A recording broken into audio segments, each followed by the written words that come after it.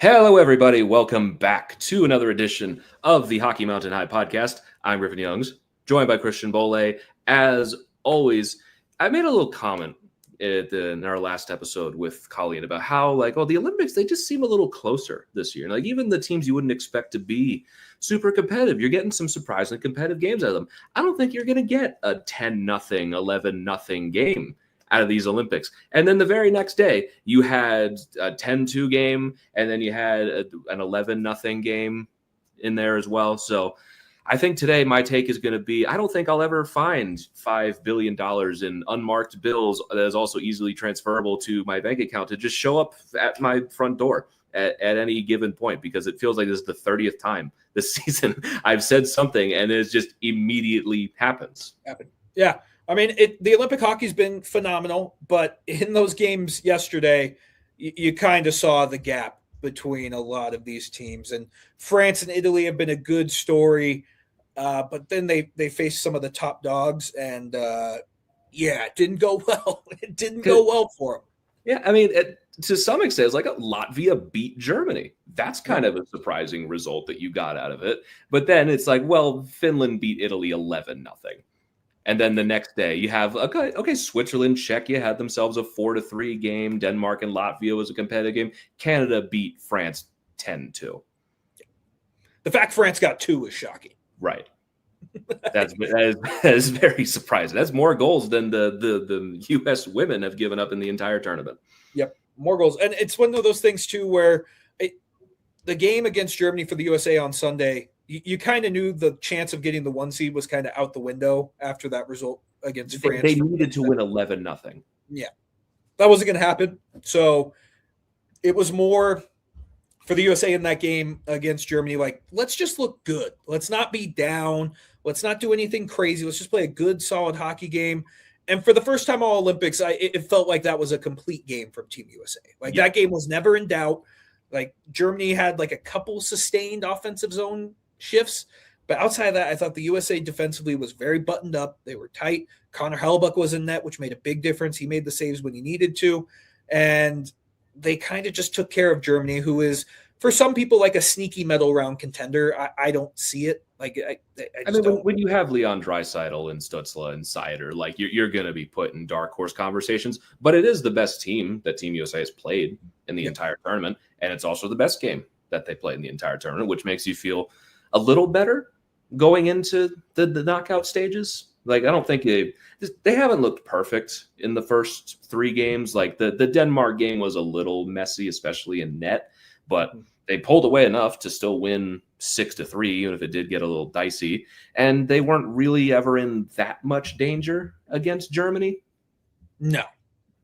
I mean, the one thing that Germany had a couple sustained chances, but Jack Eichel was so responsible defensively. Like, he just kind of shut down everything. And you had your stars take over in that game against Germany with Austin Matthews gets 2 goals. Did Brady Tkachuk have another one? I think he had another goal, right? I think you're thinking of Faber. Faber had a goal. Matthews had 2. I can't remember who else scored. Werenski had the one at the end of the first. Yep. Matthews, Faber, Tage Thompson. Yeah, that's and then Matthews had the 5th one. Yeah, he had the 5th one, and like we said, it was the most complete game that they've played. Because you can go back and look at that Latvia game for Team USA. That score, USA scored like 9 times in that game. They just had 2 goals brought back. Like, it's just like that's hockey sometimes. And then against Denmark, if Jeremy Swayman doesn't have his worst game he's probably ever played, you win that game comfortably too. It's funny because they interviewed him after he gave up the worst goal of his career from center ice. He's like, well, the boards are basically so dark, I literally couldn't see it. And then they showed it, and he's like, yeah, he actually has a little bit of a point. He's also colorblind. I didn't even know that. Really? And, yeah. He says he's colorblind, and so he couldn't see it. And so I think there was something that, like, they're brightening the boards for the rest of the tournament, basically. So he wasn't totally at fault. I mean, he gave up the goal, but he gave up the goal. And they were talking about that on the broadcast. Did you hear what they were saying about how he's like the worst in the league at long distance shots? That kind of tracks now, if it makes sense. Yeah. That he can't see. I mean, there is not a worse goal he's going to give up in his entire career to Nick Jensen, not the Nick Jensen you're thinking of, Nicholas B. Jensen, another Nick Jensen from center ice, basically, against Team Denmark in the Olympics, and he's not getting back in net. So. No. And again, I have no ill will. We still won the game, but like that game wouldn't have been that close if Jeremy Swayman doesn't give up some pretty stinky goals. And I forget, did Werenski score on us? Yeah, went off Werenski in the net for one of them too. Yeah. So it wasn't a great game from Jeremy Swayman. I'm not worried about it because you have Connor Hellebuyck, and yeah, like I'm not super worried about it. And Austin Matthews, I was giving him some shit after that Denmark game, but he came out against Germany and played his probably most complete game we've seen in his time in the USA sweater. I'd even go back to the Four Nations face-off. I thought that game against Germany was the best game he's played in the Team USA sweater. Most complete at the very least. This also cannot be right. I'm looking at the shots on goal for USA Denmark. It says it was 13-7. No. That can't possibly be right. USA had like 35, if I remember right. That cannot possibly be correct. That's just not true. I don't think so. That game was like the USA took control in that game after the first period, and it was good. I wasn't super worried about it. I mean, like we said, Austin Matthews looked good. The Tkachuk brothers continue to be a nuisance. I will say it is fun to be on the right side of them and just be like, hey, I get to cheer for those guys because they are fucking annoying as hell. I can't imagine like cheering against them. We're lucky as Avs fans. We don't have to deal with them that much because they're in the Eastern Conference. That's an East Coast problem. Yeah, it's an East Coast problem, but it is fun to have them on your team. I did find it it was funny just hearing Tkachuk chirp Draisaitl, being like, always the bridesmaid, Leon. Like that's some of the meanest things you can say to a man. Like after you've beaten him twice in the Stanley Cup final 2 times in a row. That's the meanest thing you can say to someone. Yeah, you're smoking him in the Olympics too. It's like you don't gotta kick him while he's down. Like it's so mean. Like, is he gonna say the same thing to McDavid? I don't think he would. Well, the McDavid at least won the Four Nations. Yeah. It's just I was like, damn, Leon Draisaitl just catching strays, man. Like that's the meanest thing. That was no stray. That was a buckshot directly to the chest. Yeah. That's just so, always the bridesmaid, Leon. I was like, oh, and it was so clear, like you could just hear everything, and you're just like, oh, that was rough. But overall, man, I've been happy with the way Team USA's played. I know a lot of people are like doom and gloom, and if we're being completely honest, I still don't. They have a chance to beat Canada, which is more than any other team can say. It's just Canada's a fucking wagon, man. I don't know how you stop them. Yeah, like I'm pretty mixed on Team USA's. Like I don't love the teams they played. I don't think they played very tough competition. They didn't look perfect in these games. You don't expect them to be perfect. A lot of these guys don't have great chemistry together. It's just there are times they look really boring, and times where it's like they work in bursts. It seems like when it does click for 5 minutes, they're going to score 3 goals against teams like Denmark and Germany and Latvia. It's like, is that going to work against the Team Canada machine? I don't know. You got to get there first because you're probably playing Team Sweden in the quarterfinals. Then you're probably looking at Finland in the semifinals. Like, they haven't been perfect either, and they're dealing with injuries of their own. But you should be able to take care of them. You should. Like, in a weird way, if they win both those games against Sweden and Finland, I'll feel more confident about them than I feel today. And obviously that sounds dumb because they'll make it to the gold medal match, but you're facing the 2 other best teams in the team. But I totally agree with that because like my main concern is like, well, they haven't played tough teams and they've definitely struggled at certain points, but their talent is so good that it's just going to carry them. Like if they beat Finland and Sweden, I'm not going to feel that way going into a matchup against Canada. Where it's like, okay, well, that's the 2 next best teams. And if they smoke them, then you feel even better. So yeah. And like, if you look ahead, there's a chance Sweden doesn't beat Latvia. I give it like a 2% chance that Latvia pulls out. I would be very surprised if Sweden lets themselves go that low. Yeah, I don't think they will.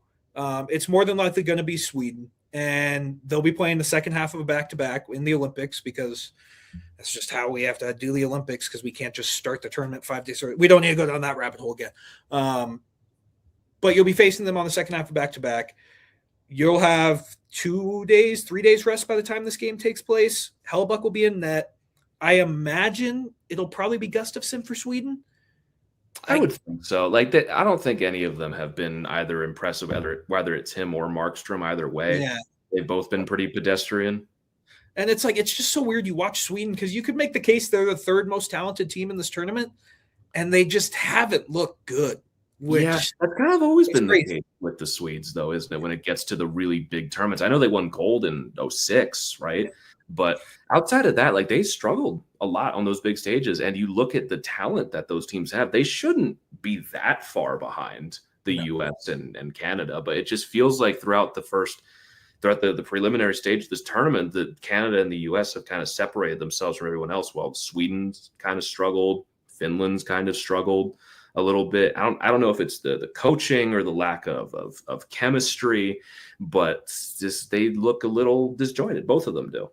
Yeah, look a little disjointed, and it's just, I don't know. Like William Nylander is obviously still hurt. I don't know why he's. I know why he's playing, but he's not 100%. You have Victor Hedman's been awesome. Gabe is Gabe. My only worry about Gabe in this game against the USA more than likely is just keep him off the ice when the Kachucks are out there. I just that's going to be my concern. Just keep him off the ice when Kachuk's out there. And it should be better for Sweden, but I just think the USA and Canada are so much better than these two other teams. Yeah, I mean, like they go up against Italy and it's a 5-2. It's okay. Slovakia 5-3. Like Slovakia is, I think, a little better than people expect.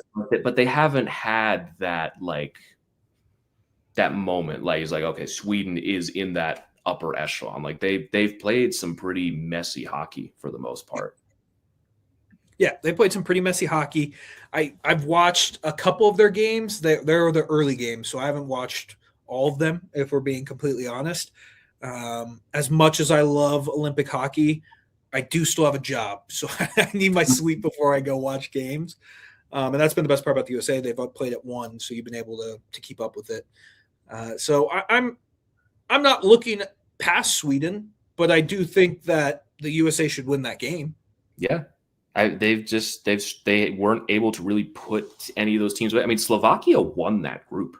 Yes. Like that is very surprising to see, just because Finland and Sweden, Finland lost to Slovakia 1-on-1, and Sweden wasn't able to put any distance between them and Italy and Slovakia, and then lost by 3 to Finland. And they're going to play Latvia, but they're pissed that they even have to be in this game because they could have gotten a bye and not played this extra game. And their reward for beating Latvia is a game with the U.S. the next day. So the U.S. has a huge edge in terms of legs and rest. So it's like your only thing is like, well, maybe Sweden gets a tune-up against Latvia and fixes their issues, and they're able to just keep up the momentum the next night. But with the amount of hockey that's been played over this whole season, basically, I think a 3-day rest is going to do the U.S. really good for that potential matchup. It's going to do really, really good for them. And it's, if we switch it to the U.S. perspective, in this Germany game, you had Kyle Connor go out of the lineup. You had Clayton Keller go into the lineup. I don't really see a difference between the two. I feel like they both have. I don't think that matters for these games, but you cannot be making that decision against the Sweden, the Finlands, and the Canadas of the world. What is their problem with Kyle Connor? I have no idea, man. I have no idea. Because I actually think in a weird way, in those first 2 games, like the Thompson, Kyle Connor, and Dylan Larkin line was the best line. Right. But why is Kyle Connor the first on the chopping block? And for the 500th time, why is it not JT Miller? JT Miller kills penalties? I don't know. Like that's the only thing I can think of. Like it doesn't make sense to me. And like you bring in Clayton Keller, who I love Clayton Keller. I think Clayton Keller should be playing too. But there's just something in the fact that neither Keller nor Kyle Connor kill penalties. And I think that's the only reason why Trocheck and JT Miller stay in the lineup. There's other people in the league that are Americans that kill penalties. Yeah. Did not need to be JT Miller. I mean, outside, I think Trocheck has an assist. I don't know if Miller has a point. And he's played every game. I know he's got a point overturned from the first game, but he's just hasn't done much otherwise. Yeah, I don't get it why Kyle Connor always gets taken out. And maybe I'm missing something. Like maybe me and you both are missing something we're watching. But Clayton Keller went in that game, and I thought it looked the exact same as when Kyle Connor was in there. I don't think if the Team USA has any issues, I'm not pointing at Kyle Connor. and being like, yeah, we got to take you out and fix these issues. Yeah, because that worked last time, didn't it? In the Four Nations when you took him out, then put Chris Kreider in, and then you lost the championship game. Yeah, and Chris Kreider played like 8 minutes. So let's do it again because we don't learn from our mistakes. I don't know. I mean, the one thing that we can say for certain is Connor Hellebuyck's starting every game for the rest of the tournament. So they gave Jeremy Swayman a role, didn't go well. It was the right decision still, though. You have a guy coming up knee surgery. I'm not saying it was a bad call, but you're not doing it again. No, it's Hellebuyck's net for the rest of the tournament. And if we switch it to the Avs focus for Team USA, Brock Nelson hasn't really cooled down, but it felt like his ice time wasn't as impactful against Germany as it was in the first 2 games. Yeah. I mean, he still picked up an assist, I believe, in that game. Still got a point, but he was that was the Denmark game. He got the Denmark game. I don't know if he had it, but they were moving around Jack Hughes. And I get it. Jack Hughes has probably been the best American by far. Jack Hughes is, and how mad do you think Devils fans are watching this version of Jack Hughes and just being not just Jack Hughes, the Devils at the Olympics in general? They look fantastic. So what's the problem? I don't know, man, because Jack Hughes has looked like one of the best players on planet Earth, and we know what Jack Hughes can be. Like, he's an MVP level player. It's just he hasn't been able to stay healthy. And you watch him playing with Team USA, and you can make the case he's the best player out there for Team USA. So why can't it translate to the Devils? Because like Siegenthaler's been good for Switzerland. I don't know how Markstrom's done with Team Sweden. Who also might be scratched. Yeah, Jesper Bratt got scratched, which that's crazy. Like, scratch him again against the USA. That's cool with me. Yeah, I mean Nico Heischer's looked good. Yeah. And then didn't Sweden, they only played like Philip Forsberg like 5 minutes in a game too? Yeah, this is also the thing with Sweden. Like, they're just making weird choices. Yeah. Like, they're making very weird decisions. Like, oh yeah, let's scratch Phil or not play Philip Forsberg, who's one of the best goal scorers in the entire NHL. Yeah, that makes sense. One of the best Swedes of the modern era. Yeah, scratch. Or just spy him on the bench. More penalties or something. Yeah. It's like you coach in Sweden and not the NHL. Yeah, it's crazy. But yeah, I mean, Jack Hughes has been great. I really have loved, like, it's great to see Tage Thompson getting some of the love he deserves. And now that Buffalo's potentially going to the playoffs, I think people are going to realize how awesome he is. And we talked about in our preview that he had an outside chance to win the MVP. It's not going to happen. He's not going to, because he hasn't gone on a crazy tear, but he's been very noticeable in every game. I think he's creeping into that like elite player category, where Buffalo making the playoffs this year and him being on the playoff stage is going to expose him to more eyes. Him being as good as he's been in these Olympics is exposing him to more eyes. Like, he's starting to maybe enter those conversations. Like, because he's very clearly like the cornerstone in Buffalo right now. Him and Dahlin. And if he keeps this up this year, that you can make the case no one's stock has risen more than Tage Thompson's. And he's been awesome. And we've been following the Sabres for pretty much since we've been doing the show, because we want the Sabres to win. And we've known how good Tage Thompson is. So it's cool to see the rest of America get to see him and just be like, oh, this dude's 6'6" and he just shoots the puck 100 miles per hour. Like, he's awesome. He's phenomenal to watch. And like, is there any chance he can win the MVP? Like, if he just goes nuclear in these last 3 games? These last 3 games are the only ones that are going to matter. Yeah. Like, when we're talking about MVP, we're not going to be like, well, Austin Matthews had 2 goals against Germany if Tage Thompson has a hat trick in the gold medal game. Yeah. I mean, here's the thing. If USA is going to win gold, the player that needs to win MVP is Connor Hellebuyck. Yes. If we're being honest. Yeah. I mean, the whole conversation comes down to is like, well, can Team USA get to the gold medal game? I think they can. Can they beat Team Canada? I think they have the best shot of anybody in the tournament. I don't think there's any possibility that Canada does not reach the gold medal game. If Canada does not reach the gold medal game, that is one of the biggest upsets since literally is it big? Yeah, is it bigger than the Miracle? No, because you don't think so? No, that is college students going up against professionals. That is never going to be a bigger upset. These are at least all professionals, but it'd probably be second.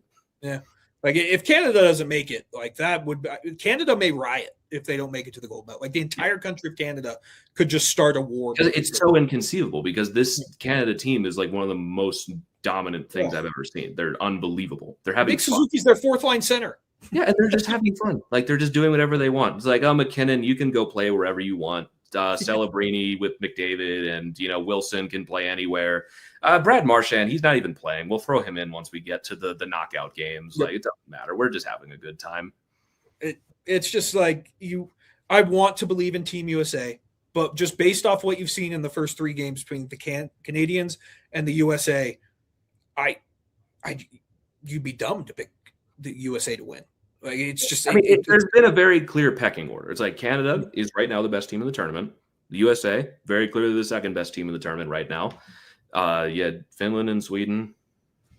It's okay. Probably Finland at 3 because they beat Sweden. And Sweden has a tough path. The Team USA has a shot. I don't think they win, but they have a shot, which is more than I can say for anyone else. Yes. Where I can see how they do it. Whereas, like, okay, Connor Hellebuyck has a great game and Team USA plays perfectly. They can win that game. Yep. They can totally win that game.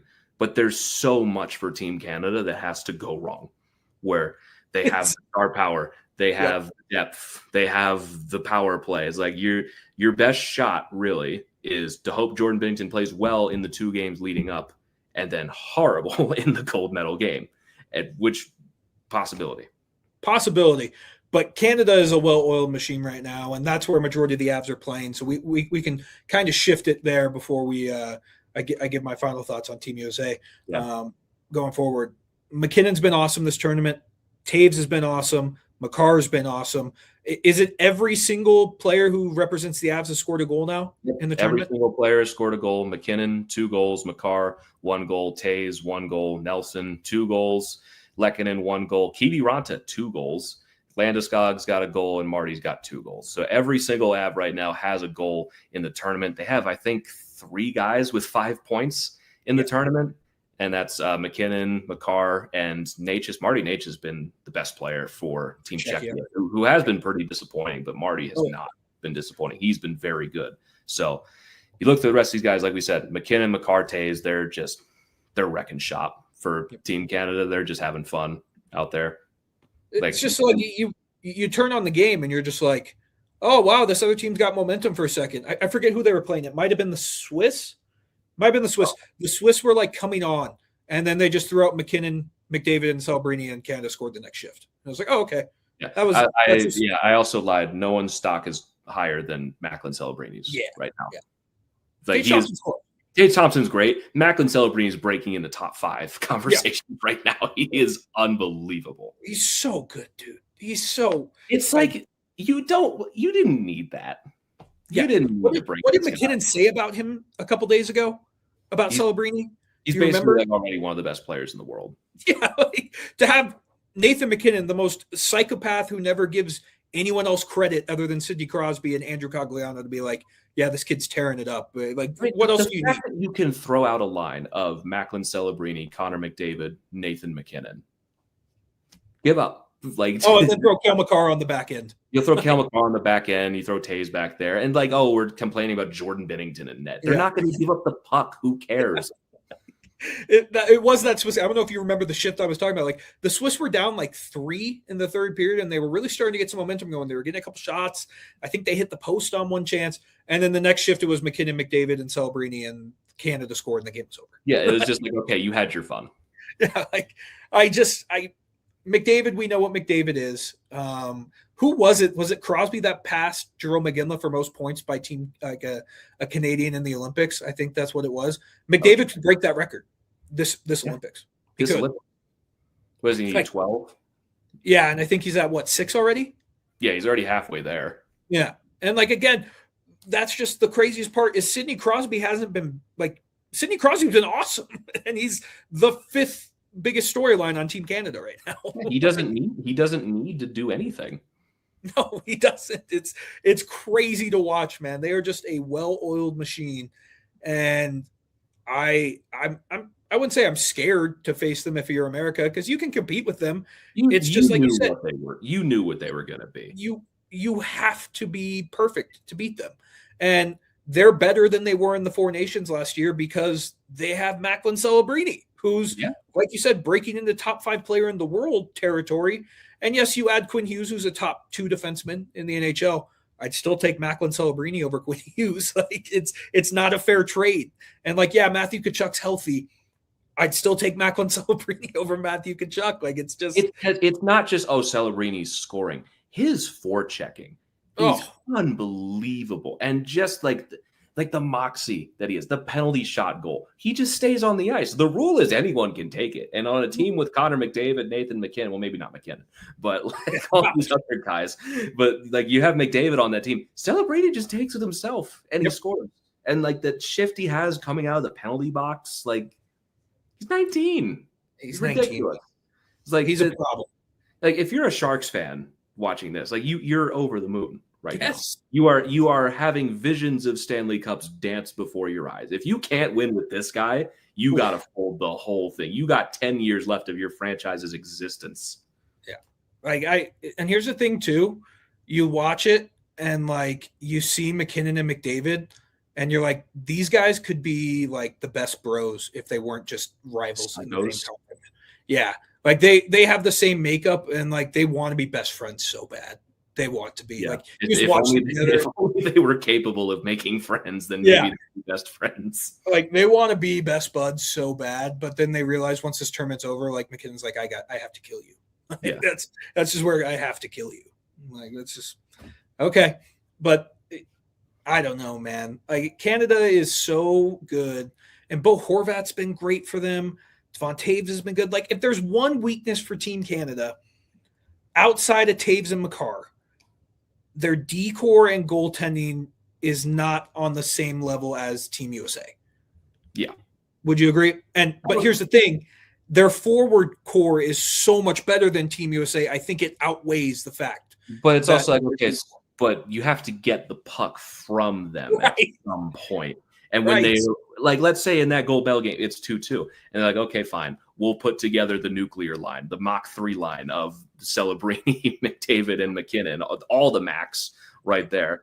There's no answer for that. Nope. Like, I'm sorry. Quinn Hughes is awesome. And Zach Werenski's been great in this tournament. Brock Faber surprised me with the way he's played. Jacob Slavin, I feel like his ice time's been reduced. Am I crazy? I haven't seen him that much. I haven't seen him that much. He's not nearly as a Jacob Slavin kind of thing. True. Like maybe you're not noticing him and you're like, that's just what Jacob Slavin is, and that's the good part. Because it did feel like in the Four Nations, like you were saying Jacob Slavin's name every second shift. I think he was more needed. True. I guess Quinn Hughes being back is kind of taking maybe some of his ice time away, which kind of makes sense. But what decor do you put out there to stop that top line? Who do you put out there? Is it Quinn Hughes and Zach Werenski? Maybe. I don't know. Then let's say you do. Then the next line rolls out and you got to play your other guys against the rest of Team Canada. Which again, like I feel good about the USA's defense. Like Noah Hannafin's been good. Faber's been good. Werenski, like it's getting to the point with the uncomfortable, well, not uncomfortable. Like there's a real chance Werenski's going to win the Norris this year just because of voter fatigue for Kale. Like, there's a very real chance that Werenski could win the Norris. Yeah, well, I mean, the Olympics are going to color people's votes. Like people are not going to tune out the Olympics. It doesn't matter that Cale Makar has been great. He plays for Team Canada, and just like him being on the Avs, it doesn't count. It doesn't count. So Zach Werenski playing well on a very good Team USA will get him more Norris votes. Yes, because they'll say like, "Oh, it's only an NHL award." These people don't care. No. The people who vote on these awards don't care about biases. They'll factor in Olympics into this stuff. And if Zach Werenski dominates, they're going to vote the Norris for him because he's on pace for 30 goals this year. Yeah, like, he's having a very good year. He's having a very, very good year, and he absolutely deserves the recognition. But people are going to factor in Olympic performance into MVP or the 100% Norris. 100% they are. 100%. So I love Team USA's decor and their goaltending. I don't know how you stop Canada, man. Like Nick Suzuki's your fourth line center, and he's a point per game player for the Montreal Canadiens right now. Like it's just at some point it's just not fair. And then on the wings you can throw a combination of Marner, McKinnon, Stone, Tom Wilson. Like it's a gluttony of stars, and it's just going to be USA has to get there. They have to get there. I think we could just sim ahead. Canada's going to be in the gold medal match. Yeah, Canada's path is like the Czech and Slovakia. Yeah, they're going to get there. They're going to get there. With Finland and Sweden, like you can't just be like, oh, let's just fast forward. No, but they should be beating them. They should, and I hope they do because I really like. if I was listening to a podcast today, and they were like, if this was in America, they would be rigging it so that's USA Canada in the gold medal match. They would be. I don't think you have to. No, I don't think you have to with Canada. I think Canada is going to make it just a-okay. But I don't know, man. It's going to be electric if both of them get there. I did want to ask you about this. We talked a little bit about it off air. The Tom Wilson effect is already in full effect.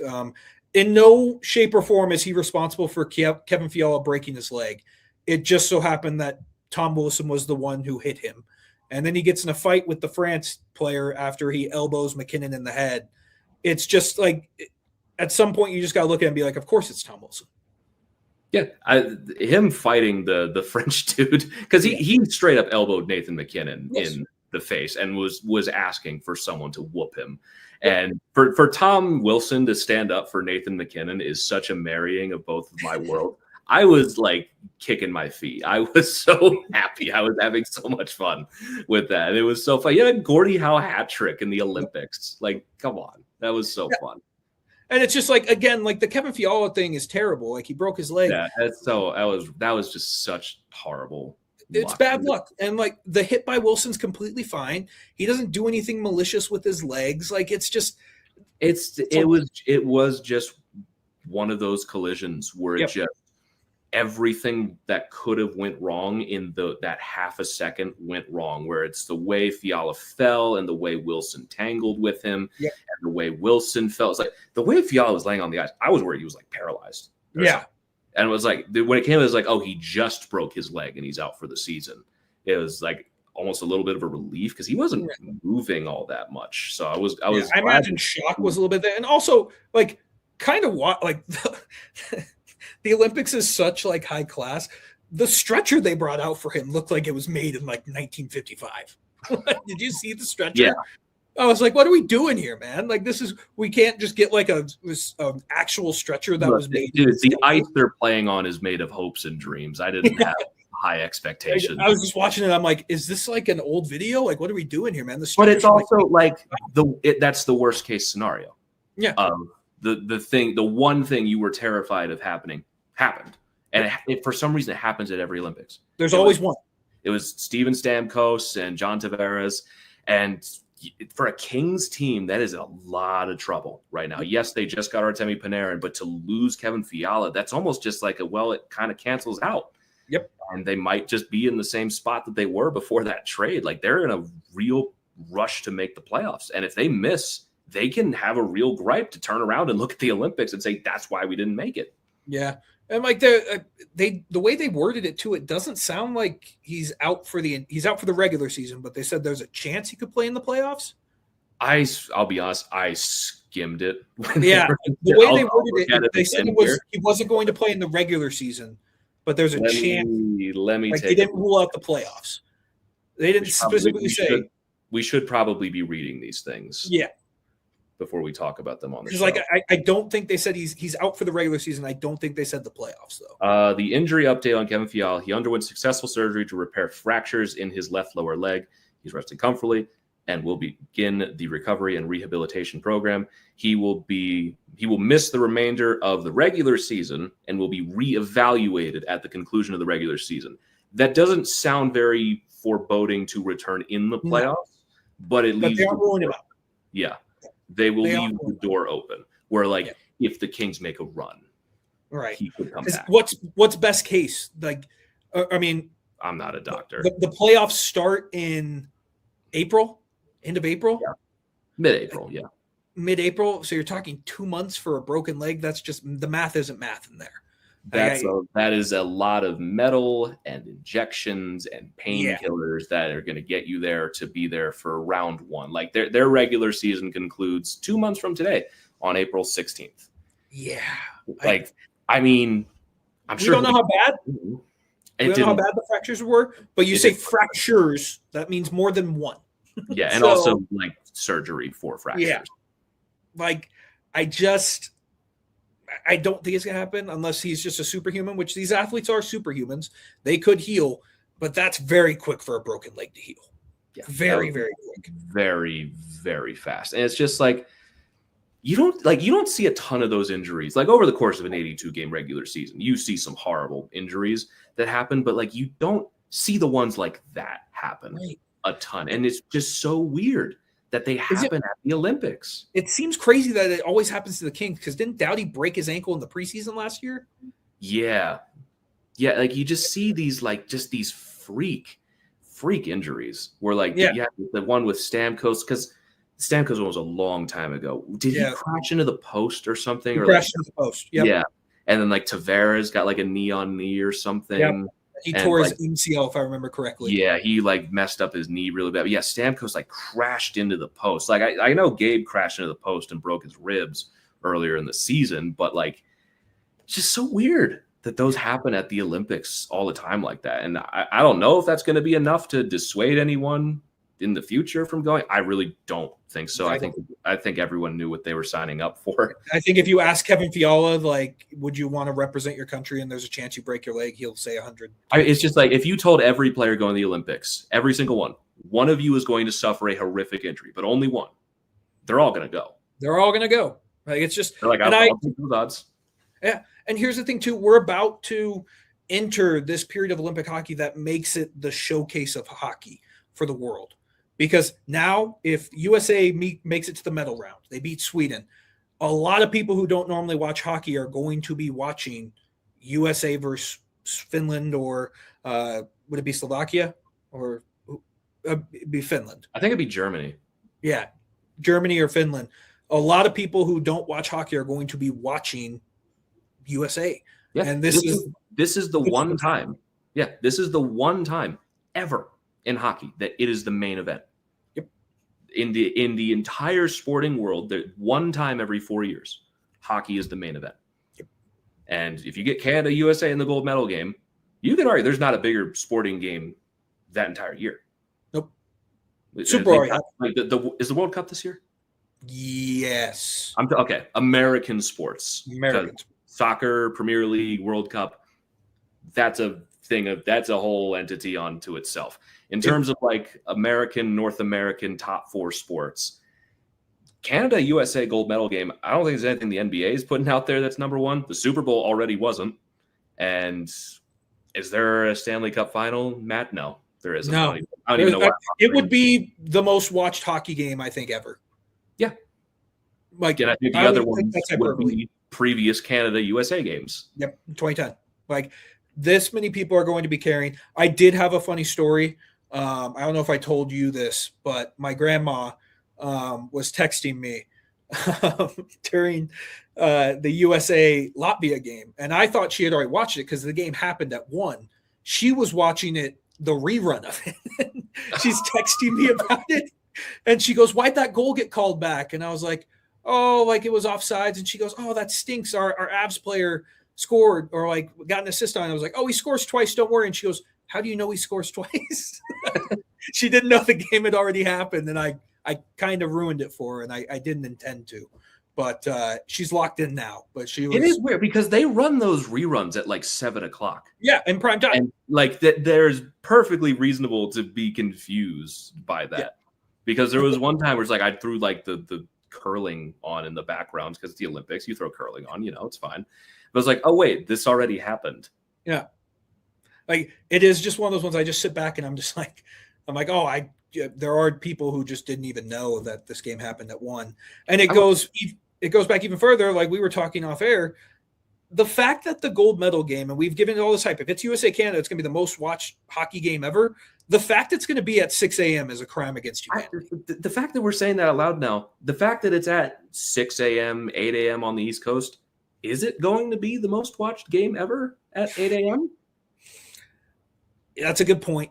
It's a good point because, when it was in Vancouver, I think it happened at like noon. Yeah, like it was the middle of the day. Yeah. Like there is going to be the most watched hockey game this year, 100%. Yeah. I have no doubt about that. But you think about like, well, if you live in California, not a small place in the country, it's a 5 a.m. start. Yeah. Unless you're a serious sicko, you're not getting up at 4:45 to watch a hockey game. Yeah. Watch it later. Yeah. And here's the thing too, we were looking at it. We were looking at the schedule for the Olympics. The bronze medal game, which is the day before, is being played at 12:30 Denver time. Yeah, and we understand time zones exist. That's not the Yes. point that we're saying Italy needs to cater to Americans. But the game's also happening at like 2 in Italy. Yep. You can't give it like 2 hours. Yeah. Like start it at 4 or 5 in Italy time. Do it something like that. Like, and if it is Canada and USA, you would think that a couple of those like network heads at NBC are going to be like, and I forget, is it Sportsnet covering it for Canada? I think it's Sportsnet. I imagine it's TSN. So. I probably both. Yeah, probably both. You don't think they're going to be like, hey, like, let's be honest. I think it's already set in stone. Like, it's just dumb, man. It's dumb. I don't get it either, because you have the bronze medal game playing at a much more reasonable hour. And we looked at the Olympic schedule. There's not anything that crazy. This is the last event. This is it. This is the last thing. You can't push it 2 hours. Yeah. And I get it, the closing ceremonies, but let's be honest, not a lot of these players are going to go to the closing ceremony. Like, if you win, you're not going to the closing ceremony. No, you're not going to the closing ceremony. Yeah. It's just, and we're going to sound like spoiled Americans and watch this get on to like the Eastern European time zones and be like, these bloody Americans. Not everything's about you guys. Like, blah, again, blah, blah, blah. That's not the point. I'm not saying put it on at 8 p.m. American time and run it at 3 a.m. in Italy. It's 2 hours. 2 hours. 2 hours. Give us 8. Give us 8 a.m. Like, that's a perfect. Like, I wouldn't be too close to waking up at 8. That's it. Let's compromise. Not asking for the world here. Just like, give me 8 a.m.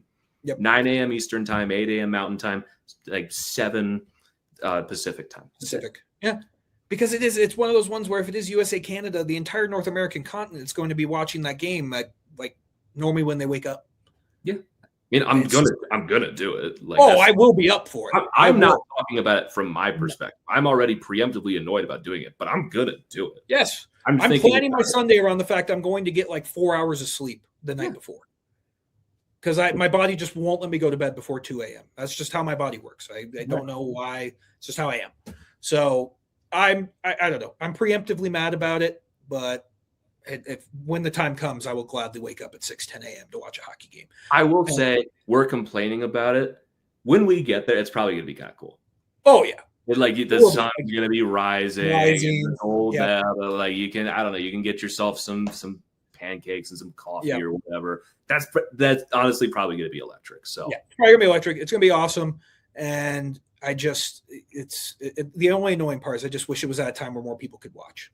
Yeah. So we'll have to see. And also I want to talk to you about this too. And I don't know if you've had trouble adjusting to it too. These games actually start on time. Right.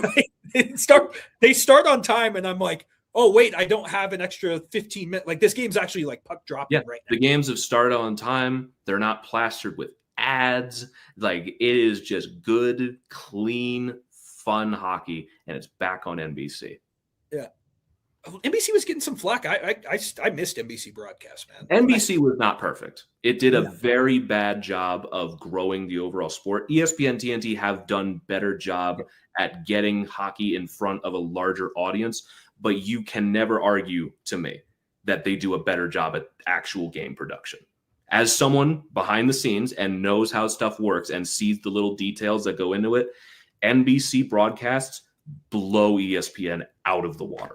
It's not even close. They were not perfect. I hated the intermissions on NBC far more than I do now because they had some insufferable people like Mike Milmary and Pierre McGuire that made it absolutely unwatchable. But the little things that went into the broadcast, like the thunk of the puck into the net, and of the older playoffs, the old theme songs, the paint on the ice and everything, it just, games felt bigger back then. And I don't think it's just because I was younger and, things are better when you're a kid. It's like you don't feel the big game feel anymore. I think that's missing from so many sports now is games don't feel big. And it's not just because, the big market teams aren't in it. They don't present them as big games anymore. They present them as vehicles for gambling for the most part, but they just kind of just squish it all together at the last minute and just like, please work. And I don't know, NBC, they just did a better job at tension and building games. You don't get that anymore. And they're not doing it the same way that they did in these Olympics, but you're getting those little tastes of it again. I'm like, here's the thing. Again, we live in a world where I understand advertisements pay for everything and like they do all this stuff, yada yada yada. But it has been just kind of nice where it's been the games start on time.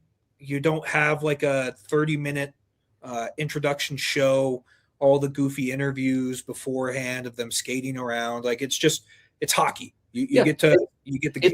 One of the things is like sometimes I think you just need to let the game speak for itself. Yeah. I think so much is like overproduced these days to the point where it just loses everything now. Where it's like you have so many segments before games and all the ads plastered on the boards. Like obviously there's ads during these games, but like it's not as bad as I've been accustomed to. And I've been like really into just not even USA or Canada games, like other games, just because like I just get to watch it and I'm not constantly broken up every 5 minutes and just getting mad about something else in the meantime. It's just, you notice how weird it is too? Like in the first period, like they don't take the first TV timeout till like 10 minutes.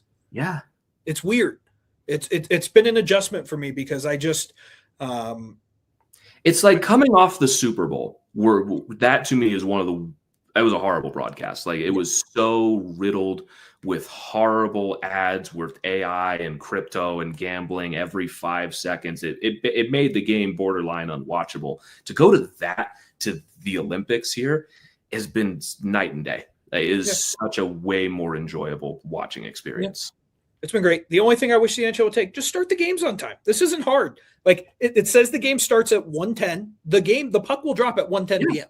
I'm not even asking you to change the puck drop times. No. I'm just asking you to tell me when it drops. Right. If the game starts at 7:10, cool. That's not 7:10's not the problem. It's the fact that you tell me it starts at 7. The Olympics will tell you 7:10. Yeah. And then puck drop's not till 7:40. Like that's the only thing I wish the NHL would take out of it. That's the only thing. Just start the games on time. I could care less about the ads. I usually tune out anyway. Another thing to take away from the Olympics is it's crazy how teams seem to feel way more incentivized to win in regulation. Yeah, the 3-2-1. Yeah, the 3-2-1. It's crazy how those games seem to have a lot more meaning, and they want to wrap those games up in regulation, and they don't want to go to overtime. They don't, and they actually really try to wrap those games up early. Whereas Slovakia lost to Finland 5-3, but because they scored a late power play goal, because the tiebreaker's goal differential, that pushed them above Sweden. And they celebrated losing 5-3, where it's like, you don't get that. And obviously you're not going to get that in an 82-game season, but if you incentivize winning in regulation more and incentivize scoring goals, you get Team Canada scoring 11 goals in the game like they did against France, because it actually matters and it means something. That like goal differential is a big tiebreaker, and it put a ton of distance between them and the US so they could lock up the top seed. And you had Germany, I think, did they go to overtime with Latvia? Yes. No, they went to overtime with Denmark because they lost to Latvia, right? Yes. But that meant that the US had basically won the group already. Yeah, if they lose overtime. Yeah, before they even played Germany, basically. Yep. Where if Germany had won that game in regulation, that game would have been a lot more. Yeah. So we'll see. The men's game has been awesome. I did want to transition because we're 50 minutes in and I wanted to talk about just this women's team for Team USA is just running roughshod. The entire might be the best team I've ever seen. Like period. In like hockey. They have not given up a goal since the first game. And I think that was in the first period. Yeah, right now. And you're the only team that has scored on Team USA 6 games into the tournament. Yeah. They are just beating everyone soundly. Like it's not even competition. Like you look at today's semifinal game against Sweden. It was over after the second period. It was 5-0. I was telling you when I was going into work, I was watching the first period. I had my meeting for to start my day. And by the time that meeting was over, it was 5-0. I was like, oh, the game's over. I don't even need to watch it. Team USA has scored at least 5 goals in every game. It has only given up a goal once. Like, it's just, they are the perfect mix of young and veteran. They just do everything so well. They seem to be faster than everyone. And in this run, they beat Canada 5-0.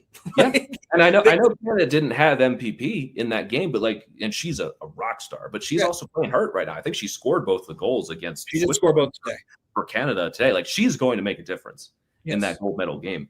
But I think this is the first time in my lifetime, Olympic wise. I know Team USA has dominated Canada over the last year or so. They've won 7 straight against them. But in a big game like this feels like the first time is definitively Team USA is the favorite. Yes, 100%. Team USA is the favorite, and it'll be very disappointing if they don't win. It would honestly be this is an exaggeration, but bear with me. I would almost be more disappointed if the women lose than the men lose because of how good the women are right now. Yes. Where they've already beaten Canada 5-0. They've beaten them 7 times in a row. If Canada beats them here, none of that means anything. None of it matters. None of it matters. They can beat them in the World Championships. They can beat them in the rivalry series. They swept them in the rivalry series. Mm-hmm. If they don't win the gold medal game, it's not going to matter. But also in a weird way, I'm so confident in them that they're going to just take care of business. This entire tournament for them has just been, we're going to go out there, we're going to play our game, we're going to take care of business, and we're going to beat the shit out of you while doing it. Yeah. And it's also even that in itself is such an interesting wrinkle to say, I'm so confident that they're going to beat Team Canada. Yeah. It's just that's a sentence I didn't think I would ever say about the men or the women's teams. If the U.S. women go out and dominate that gold medal game again and win 4-1, 5-0 again, you have to have a conversation. Is that the best Olympic team that has ever been iced? If they shut them out again and only give up 1 goal in the tournament and it was in the first game, you have to have that conversation. That's one of the best teams to ever do it. Yeah. And they're 4 lines. Every line, you just watch them. They're a machine. They are a machine. They just go out there and they are faster. They're stronger. They're smarter. And I don't know what it is. Have you noticed in the women's game, the slap shot seems to be way more prevalent in the women's game than it does in the men's game. And Team USA is their team women are scoring. They're doing everything right, man. That Aaliyah Edwards has a wicked wrist shot, man. She is so good. Kendall Coyne-Schofield. I mean, everyone knows how amazing she is. But I think my favorite part from the Sweden game is just watching the light in Sweden's eyes die slowly as that game went. Because the first period, it's 1-0. You're okay, they have a chance. And then in the span of 5 minutes, they're down 5-0. When you have your coach coming out after the game and saying, today, maybe we needed a plexiglass in front of our net to stay in the game. That is the most defeated quote I have ever heard. Crazy. And here's the thing. USA would probably just break the plexiglass and still score. Yeah, they would just shoot right through it anyway, so it really wouldn't have mattered to begin with. But in this tournament, it is 31-1. And they're probably pissed about the 1. Yep. That would have been sweet. Could you imagine being a goalie and just if you shut out every team and you just don't allow a goalie? I don't know. I kind of am okay with the 1 because there's a lot of pressure behind the 0. And if you get the 1 in the gold medal game, all of a sudden it's fuck. Yeah. It's over. It's all coming crashing down. Yeah. And here's the thing too. I expect Canada, USA is not going to shut them out. It's going to be a very tight game. But just the way they've played against Canada these past 7 games, there's a clear talent gap between the two. Yeah. But it's also an interesting wrinkle of, but what if Canada scores first? Yep. How does that change? This is such an interesting gold medal game. You knew it was going to come to this. It is not a surprise to anyone that it's the U.S. and Canada for the women's gold medal. Not in the slightest. Here's the thing. We talk about the discrepancy in talent between the men, the men's teams, where it's Team USA and Canada are pretty not significantly better than Sweden and Finland if they're all healthy. You go to the women's game and it's Canada and USA by a shit ton are better than everyone. The thing is you look at it as Sweden and Finland have gotten so much better on the women's side, where you look at them as they're exponentially better than they've been, but the gap has not been closed at all because Canada and the US have gotten so much better in that time as well that it doesn't make a difference how much better Sweden and Finland have gotten. Yeah. It's insane. I'm very excited to watch that gold medal game. They play, what did we say, Thursday? Is it Thursday at 11, I think is when we said they play for the gold medal? Is it Wednesday or Thursday? It's Thursday. I think it's Thursday because Wednesday Team USA men's play. Yeah. So, it's Thursday. So, Thursday at 11, 10 a.m. If you're Team USA, do you want this break? Do you not just want to just go out I there and do I it. think they'd love to play today. That's what I'm saying. Is like I don't know. The break might throw an interesting wrench in there, where Yeah. Team USA has been so dominant in this stretch. Like maybe having 3 days off, 2 days Well, off. are we talking men or women here? Women. Women, yeah. No, they played the last time they played before this game. Today was, I think, on Sunday. No, they didn't play. They played on. I'm scrolling now. Yeah, they didn't play. They played their last game before that on Friday against Italy. So they had a pretty decent break in between this game. That is okay. That's interesting. So their quarterfinal game was on February 13th, and then they played 3 days later. I thought they play on Saturday for some reason. No, but regardless, like still, I don't. The Americans, they just seem so good that like it just might not even matter. Yeah, I don't think it does. Like I do think Canada is going to be game. I am intrigued to see if Canada scores first. How does Team USA respond? Do they start clenching their sticks? If Canada scores at all, yeah, because that is a legitimate storyline in this game. Is like, will Canada score? Like with Philippe Lam being back, are they going to score at all? Can I live in just like an alternate reality? What happens hypothetically if Team USA women and Team USA men win gold over Canada? 4 years of uncomfortable conversations. Yeah, like is that if that happens? Has Canada ever been more down? They're like that would be not only would they not have the gold medals in hockey, their teams don't win Stanley Cups in over 30 plus years. I don't know how Canada as a country bounces back from that. Yeah. You can't hold anything over anyone at that point. I don't know. And I also want to learn more about Canadian hockey history. Like, how has it not been that they've just won all the gold medals all the time? Like, why was there just this huge gap where, like, you look at it now and it's like Canada's the superpower? Why they had all the superstars back in the day too? Like, why did they not win all the gold medals then? Well, the Russians had a few things to say about that sometimes, but yeah, but like even then, like you looked at it and it's like, okay, you had a team with Wayne Gretzky, Mario Lemieux, like Mark Messier. Like, we're talking all-time greats in the NHL here. How did this team just right? How are you ever losing? Yeah, like, I do want to learn more about Canadian hockey history because they've been dominant since I was a kid. Because they won in 2002 in Salt Lake. We said Sweden won in 2006. Hockey is such a big export for you. I don't know. It feels like America losing in football. Like, how would that ever happen? Right. And it's like they won in 2010, they won in 2014. Obviously, NHL players get go. More apt comparison would probably be basketball because everyone else at least plays basketball in the world. No one else plays football in the world. But the U.S. still wins like 99% of the time in basketball. Yeah, right. And it's gotten closer. Like it's definitely gotten closer. It's closed. You just look at who's won MVPs in recent years. But like leading up to that, it's been all USA. Yeah. So shout out the women.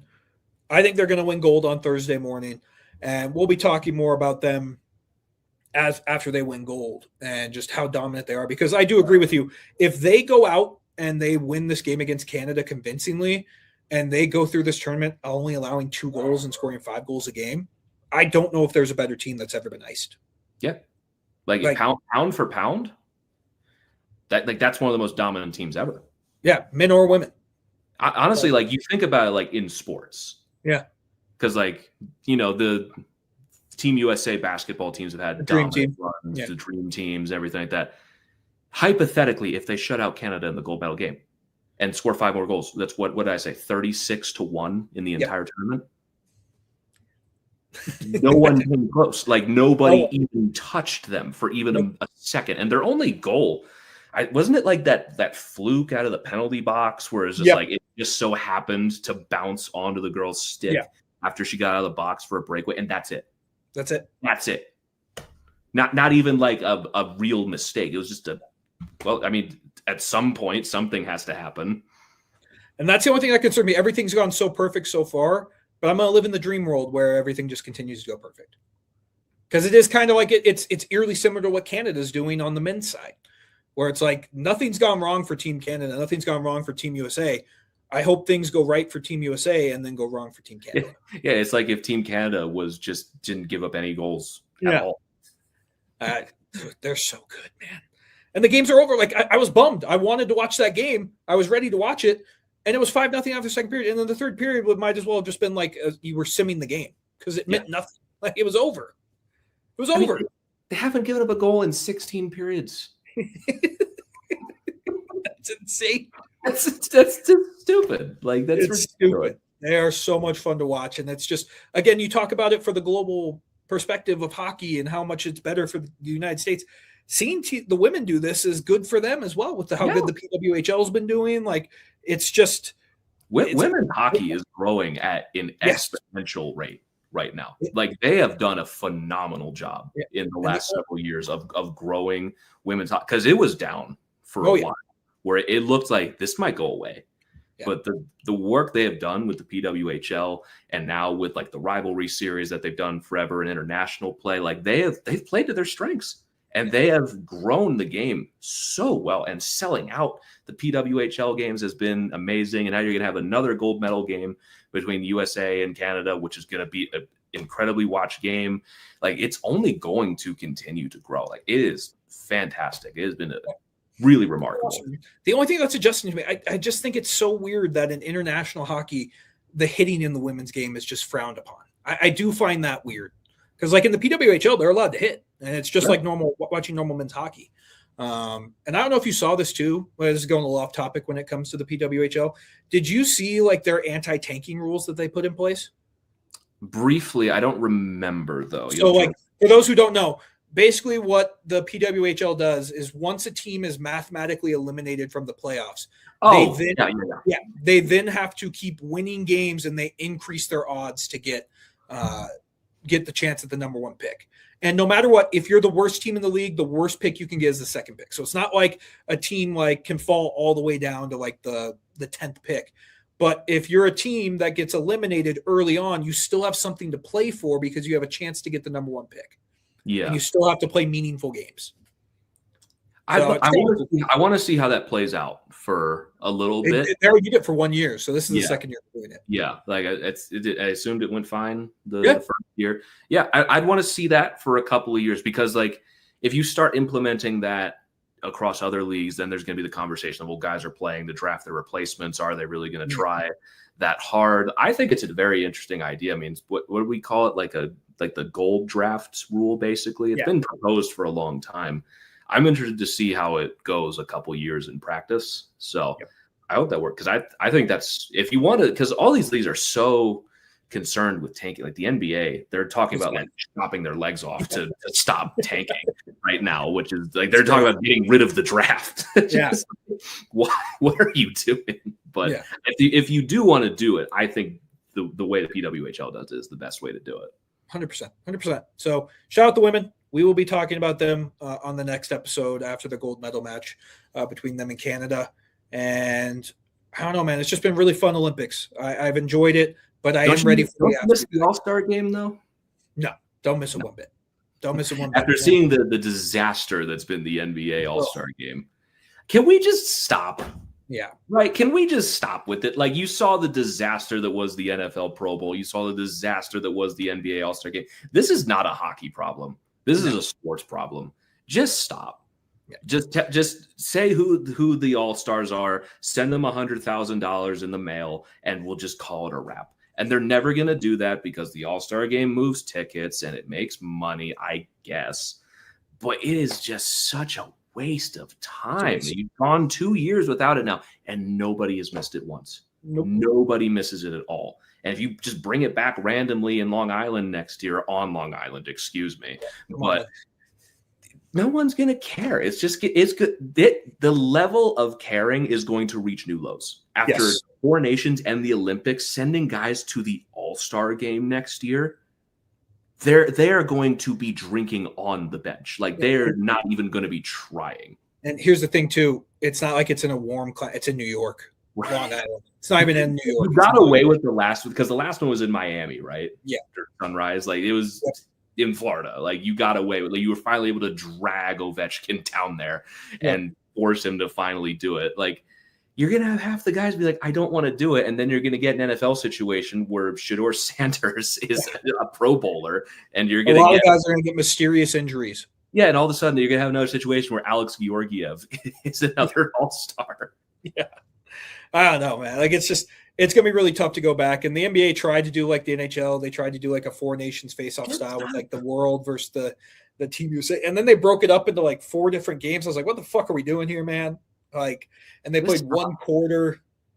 It was weird. You had guys like Nikola Jokic and Luka Doncic just not giving a single fuck in the world. Like, it's just like the MLB, I think they were on to something with like giving it World Series implications. Yeah. But even that's tough to justify. Mm-hmm. Like if you're like a top seed playing like a 6 seed and they have home field because they won the All-Star game, like that is still ridiculous. But the MLB All-Star game, I think, is the only one that like I will actually watch and be like, okay. The home run derby is the last event left that means anything. Yeah, the home run derby. And like the All-Star game's fun to watch because like I was listening again to another podcast today. They were talking about it, and they were like, you can't, like, if you throw a 99-mile-per-hour fastball, you don't know how to throw it any slower than that. You're going to hurt yourself if you take your foot off the gas. Right. Like, they only know how to throw it 99 miles per hour, and that's what they're going to do. And they'll do it for 10 pitches and then get taken out. Like, it's hard to make the game. Like, the players don't care, but they also like they kind of have to care because you're facing a 99-mile-per-hour fastball. I also just think like across all sports, it's just an evolution with the times. Like the times have necessitated phasing out the All-Star game, and you can fight it and try to save those tickets. But I think in the long term, people will thank you for it. Like we don't need this anymore. Is this really like a thing that you do for kids anymore? Kids don't care. Yeah, it's for the kids. Is it? I don't know. It's a waste of time for everyone, and every league is trying to like reinvent a new way to make the All-Star. It's not going to work. If anything, I would propose like you have 1 year you take off, the next year, 2 years you do the 4 nations, year off, Olympics. So you do every 2 years you have international. Because I think every year you're starting to take away from the specialness, the specialness of it. Where it's like if you get USA Canada every year, it means less. Like it's like Christmas every day. It's just not going to mean as much. Every 2 years, you could sell me on that, and then the big one with the Olympics every 4 years. Yep. Well, they're bringing back the World Cup of hockey. I think now. I don't know if it's vaccination. Right. Yes, they're going to do the World Cup of hockey about that. Okay, which will replace the preseason. Yeah, which I'm cool with. Okay, so throw the 4 nations in the trash. World Cup of hockey every 4 years and just have a 2-year break in between. Yep. Simple. We just fixed sports. Yeah, we just fixed sports. Easy. Problem Stop solved. Overthinking. Yep. Stop overthinking it. So, yeah, I know we have a mailbag as we wrap up the show. Yes, we do. I mean, I'm sure it could be some way about the Avs power play. You want to place bets? I feel pretty good about it, like 50-50 right now. Okay. It is from R. Does that change your answer? Yes, it's about the power play. Okay. So, question from R asking, with the Fiala injury, do you think we'll have to wait another 16 years for players at the Olympics again? Oh, and Olympic power plays, not bad. R, you're the best. I really don't think it's going to affect it, mostly because of the fact the players are adamant about this. I think if it was, we would have heard any kind of rumbling about it. We did not hear anything. Like, I'm sure Kings fans were very vocal, but overall people are like, hey, it's the cost of best on best tournament. Yeah, it's the kind of thing where it's like, well, you can't blame that on the Olympics. No. Like that kind of collision, that could have happened in game 30 of the season and been the exact same result. This is just unbelievably unfortunate. It's just insane that these happen every time. Every time. So Charlie McAvoy died at the 4 Nations last year. Staff selection punctured lung. Like they did do that with Charlie McAvoy. They showed all the injuries, and it's just like it is kind of amazing that dude's playing in this. There's a part of me that's just like I kind of hope the Bruins don't make the playoffs just for his sake. Just give this guy a break. He rocks too, and like that's another play. I'm just like it's fun to cheer for him because he's kind of a pain in the ass. I do. Charlie McAvoy has endeared himself a lot to me over the last year, even though he's a Bruin. It's like a lot of the Team USA guys I just find myself kind of tolerating for the most part. Just get it, like, because they're on a lot of teams I don't like. I find a lot of them kind of annoying. I like Brock Nelson, but like the only guy I feel like really stuck out to me is like this guy's fun is Charlie McAvoy.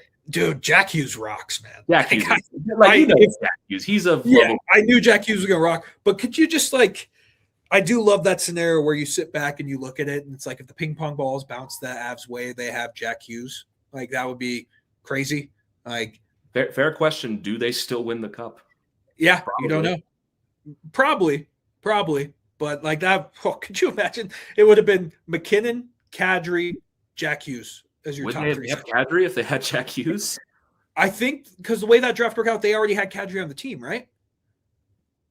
Because that draft was. Would they have kept him still? Yeah, they probably would have gotten rid of him if we're being honest, because of that would have been the 4.5. Would they? Because when did Jack Hughes' $8 million kick in? Was that after 3 years ago? I think it was after the Avs won the cup. I think they could have gotten away with it. Yeah, no, they could have definitely gotten away with it. Yeah. Like it is just one of those ones that the ping pong balls bounce their way. And again, I love Bo Byram. He's a Stanley Cup champion. Will always be in here. Right. That's the thing. Bo Byram, he wasn't the superstar that maybe we thought he was going to be. He still played like an hour in Game 6 and had the best game of his career in the cup clinching game. I don't give a shit how the rest of his career went after that. That dude deserves a friggin' statue. Yes. I love Bo Byram. But there is an alternate reality where if the ping pong balls bounce the Avs way, they have Jack Hughes right now. And again, then you probably don't get Brock Nelson. And it's like, with Jack's injury history, like. It's one of those butterfly effects. Yeah. I would love it. But here's the thing about Jack Hughes, and you can tell Devils fans that you can ask Devils fans this. Jack Hughes is awesome, but he gets hurt all the fucking time, man. Like, he can't eat a steak without cutting himself. Like, it's just Jack Hughes has been great. Another guy that I kind of hate that I'm really starting to like, and I hate it, Matt Boldy rocks. I like when he's not on the Wild. Yeah, he's so good, dude. You watch him and you're like, fuck, this guy's I hate that the Wild have so many guys. I'm just like, fuck, if you just played for anybody else, you got Kirill. Like I would love Joel Eriksson. I cannot even lie to myself. Like Joel Eriksson on the Avs, I would adore. He'd be like my favorite player. Yes. But because he's on the Wild, I hate his guts. And like you watch Boldy, and I'm just like, fuck, this kid's good. Like he's just starting to tap into it, and you're like, you watch Quinn Hughes, and I'm like, he's not Cale Makar, but like he's the closest thing we have to Cale Makar. Yeah. Like he rocks, and he plays for the Wild now too. So you just kind of go like, and he just has the funniest facial expressions ever. He's like unintentionally the funniest person in the league. Yeah, I've just been watching Matt Boldy, and I'm just like, fuck. The Wildcat, and I knew he was good beforehand, but like you get to watch him, and you actually like, because we only watch the Wild games like 6 times a year, like maybe we watch that. I do not see out the Wild when I don't have to. Yeah, and so like I'm watching Matt Boldy, and I'm like, fuck, this guy's really good. Jack Eichel rocks. The Kachucks rock. We know how Brock Nelson is. But yeah, there's a couple players on Team USA. I'm like, I shouldn't be cheering for you, but I have to cheer for you right now because I will not. I have to go back to hating your guts on Sunday night. Yeah. So, but other point are the power play. We're just gonna keep our fingers crossed. We talked about this with Colleen. Maybe the good juju of how good every Av has looked on their power play, minus Brock Nelson, who isn't getting power play time. I kind of know why, but Natchez has been great on the power play. Landeskog has a power play goal. McKinnon's been amazing. Makar's been amazing on the power play. Maybe it carries over into the regular season. I mean, we've talked about it's the yips with the Avs, and maybe seeing one go through for pretty much the entire top power play. Maybe that helps. I mean, Brock Nelson, he doesn't need it. He's the only guy that is scoring on the power play for the Avs back home. But like Marty has scored, Makar has scored, McKinnon has scored, Landy has scored. Like, for them to just see one go in for them specifically for each one, I imagine it's going to help a little. Again, we're 32nd. It can't be worse. Can't be worse. It literally can't. Yeah, can't be worse. Although watching that first USA power play against Germany, I was watching it and I'm like, I know this feeling. That was the worst power play there were 30 seconds left in that power. I was like, wait a second. Why am I accepting this? This is a completely different team. I'm like watching it, they're colliding with each other, and I'm like, I've seen this before. Like this is not breaking news to me. 90 seconds to register that I should not be just like shrugging. We're like Pavlov's dog when we see it. We're just like, oh yeah, this is normal. Yeah, I didn't even care. I was just like, oh, power play, great. And I was right for 90 seconds. I was like, wait a second, this is the Olympic team. What are we doing here, man? I did have that moment. I was just like, oh yeah, wait, this is what I'm used to. So we'll see. We'll see. But yeah, I don't think I have anything else, man. I'm excited to talk about the quarterfinal and hopefully semifinal game for the United States later this week. And then hopefully Sunday morning, we're waking up early for a good Team USA Canada game. I cannot wait to talk about that women's gold medal game. I'm really excited for that game. Like I am too. I cannot wait to watch that game. Yeah, I am too. So we'll see. That gold medal, yeah, the USA-Canada game on Thursday is going to feed generations. I'm very excited for that one. So it's going to be a great weekend of hockey, potentially. It could be like a great all-time viewing watching of hockey. And if I'm going to be honest with you, you can call me a fake fan. If USA is not in the gold medal game, I probably won't be waking up. Yeah. If USA is not in it, I just know that Team Canada is going to win like 5-1. Right. It's just like at 6 a.m. Yeah. Call me a fake fan. That's fine. That's fine. Sunday is my one day off that I usually get, and I love sleep. I want to be able to sleep in. So if USA's not in it, call me a fake fan. I will not. But it's the Olympics. I'll watch the game, but I will watch it at like 10 a.m. when I wake up. Yeah. I don't know. We'll see. Hopefully we don't have to live in that world. So yeah, fingers crossed. But yeah, I don't have anything else, man. No, I'm ready to wrap this one up here. Thank you all so very much for tuning in. As always, if you want to follow us on Twitter, you can follow me at GR Youngs. You can follow Christian at Christian_Belay. And you can follow the show at HockeyMTN Pod. But again, thank you all so very much for tuning in. And we will catch you all next time. But until then, let's go Avs.